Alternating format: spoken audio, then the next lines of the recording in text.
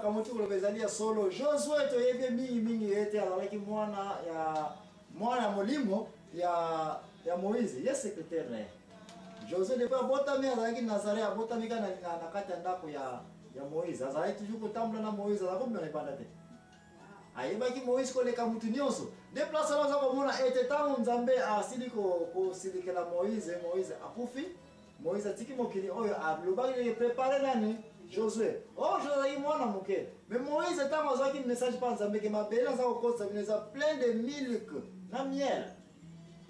Alors Moïse alaka vérifier. Atina ki ba espion na mabele ya nini? Ya Kanana. Bakende kotala précisément la ville de Jéricho.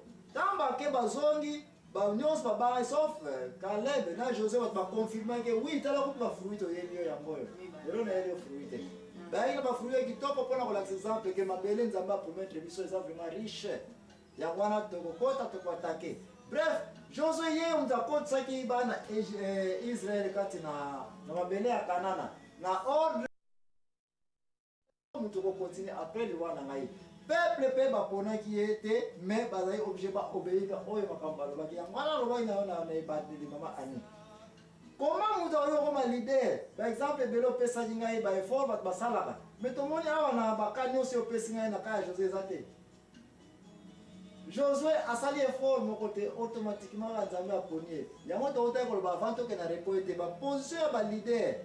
Ba position ba mikambi. Eza bilo otali ko wela pamba mais normalement c'est la tanda yo soki Nzamba pesa yo makila donc wana ozali na ko kamba bato koko so ya ngoka na tanda ngota ya quel que soit les cas bat lo yo sala nyonso bani ko sala o ya Nzambe e ko sala makaka mais ki leadership ya soit position ya Josué pour ko diriger bato eza un peu très spécial na sens que azalaki un général d'armée azalaki ko banga te azaki na assurance, précision et pas à Josué.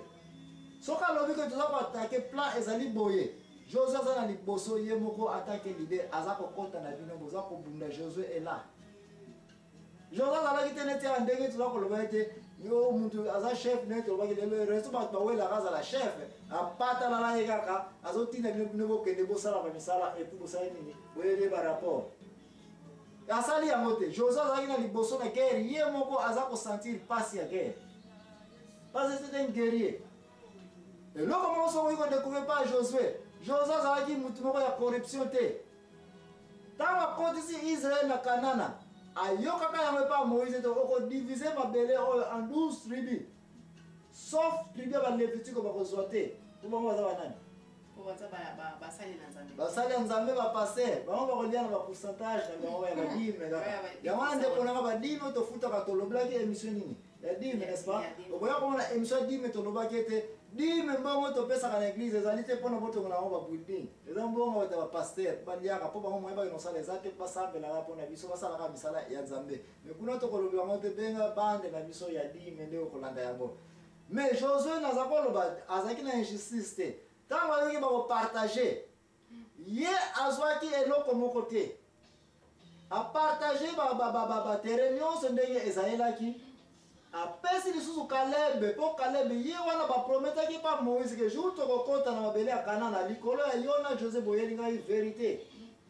Précision na information, fidélité bozana yango. Na kopesa yo nini? Portion mabele. Inde Caleb de kona azwaki portion mabele ayai ko déclarer pas Josué Josué nga ba prometaki nga pa Moïse ke na kozwa nini mabele bon ne zo metana la katabo mais voilà Moïse ça pour faire maman basa na Kanana de Caleb ba oh je me souviens nga to za je mo to présent jour Moïse alobaka yango ayepsi peuple ke ngai te lobamaka ke Caleb pa kozwa nini mabele Caleb pende kona ba pesa ke mabele pa Josué sans pour forcer makambo. Et puis, je moi, Josué, je vais moi citer dans la vente, na demande na bino. Pour nous, nous avons makambo on de kona landa malam parce que émission si zako lo banini. Ba leader, ba kambi na biso mama ani lo ba ke réseau zako wela ba poste o po nyonse za na ye. So ki ba deso ya ki wana ye d'abord. Ye d'abord aliana na fa batal. Ba tumula ya ki ke boko no kabola ba bola kuna na ONG. Ye d'abord. Bana na ye mwasi na kolona ba wenze partout. Caleb ba pesa ki e pa Josué lo kokote. Joseph akabola pesi tina bana ba nkoko ya baba ya bana le 12. ba Ephraim na Manasa ye azu eloko moko te tala style ya mokambi tozali koluka oyo azali ke nzambe aponie Caleb azwaki Josué azu eloko moko te mais Josué nani chef mais azu eloko moko te kowelela na mikonzi ya biso mikolo ekomi ya trop mutu soki okomi mokonzi oza obligé otravaille dur et puis otala bato baza na nsima na yo soki bato wana bakokanisela yo bakoyeba nini bakosala mais yo mokonzi okoki jamais kotia misapi na yo na bambongo baprojet na ntango ezali ke projet kutu nano ebandi te nano esili te soki ekotikala bakokanisela yo soki mpe ofutamaka salaire eke bakokanisela te sinoke salaire na yo kaka okozwa nini promotion na yo ndenge Josué aye kozwa promotion awa mpona fidélité na ye kotambola na pembe na Moïse aye kozwa nini promotion égalité ezalaki Josué ayebaki mpe ete makambo nyonso yo lider ozali kosala ngo na mayele na yo te sala ngo na nini na bonzambe nde place wana aye korekomende biso na mokanda na ye na Josué 1 combien 1:8 alobaki nini lisusu na 1:8 wana na pepe alobaki ke parole wana ekotikala jamais kolongwa parole ngoni oyo ya nini oyo Biblia elongwa na maboko na yo te tangaka yango mikolo nyonso landa makambo nyonso ye na mokanda ya nzambe nde place wana 1 Josué 1:8 eza koloba te que ce livre ne t'éloigne point salela butu na moi donc tangaka Biblia ntango nyonso ntango ozotanga Biblia vérité eza koyela ye vérité ye wana Jésus oyebi susu Ponce Pilate ye na Jésus bayokanaki te na likambo moko kaka vérité c'est quoi alors oyebi vérité te mais la vérité c'est moi Jésus toi c'est toi Jésus mais tu dis la vérité c'est quoi nde Josué ayekorekomani bato ke botanga nini Bible ntango nyonso mokanda oyo ekende mosika na yo te Biblia oyo mokanda ya nzambe Biblia kangama na yango tanga yango mikolo nyonso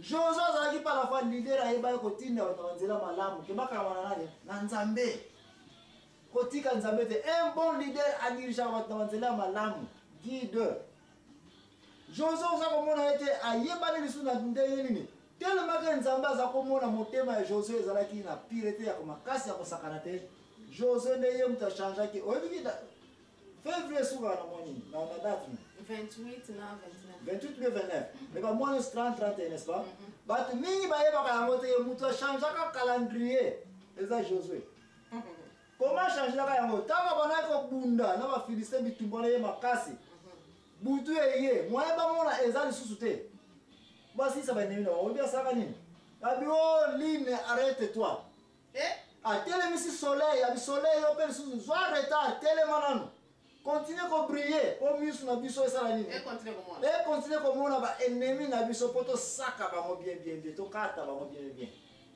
et puis pour la première fois dans ma belle depuis nzambe comme dans la pouvoir oyo mais Josué appelle ça ordre na soleil esala nini etelema et puis alors ligne yo kuna sala nini retarder mouvement na yo astronomie moko jamais existant na mabele oyo Josué et puis ntango etelemaki oyebi ke ntango na mabele eza calcule en fonction ya mouvement ya soleil bongo soki soleil etelemi epesi retard te nde yango wana Josué pour un jour asilisaki koboma nani ti ntango asilisi koboma baennemi na ye nyonso na bele bakana na wana meme mwasi oza na libumu okwei wana pardon limbisanga abomi yo mwasi po azala silike mwana kobima te na mwana susu tu baye lisusu un bouillant soldat Josué mais adirijaki Israël très bien avant akufa alobi na bato bomoni na kotisi bino awa bosepeli na mabele oyo oui tosepeli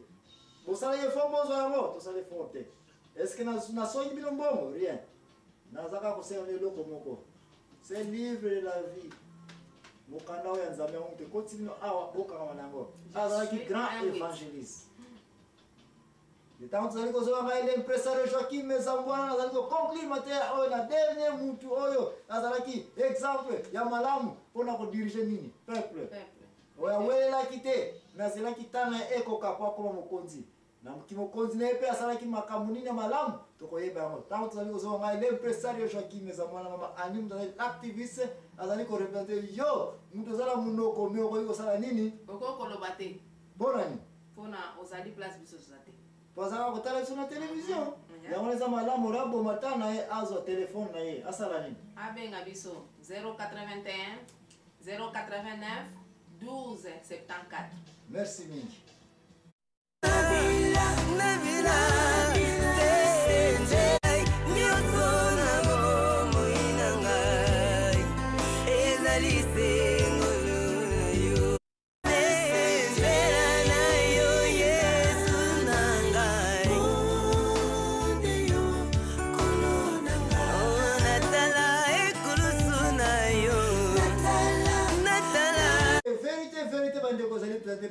L'impresario Joachim Zambouanana banda tuzali kolobela nini su mama Ani? Tuzali kolobela ba leader soit ba guide et ba kambi tout ça. Na banza ba oyo basiliko la biso déjà basiliko ya place sukeli to sukela ki na Josué bandeko ba liko la da makamnya onde ni lekeli ba ke ya kotanga ba beng ça 081 089 1274 kuna ndiko kolanda ba episode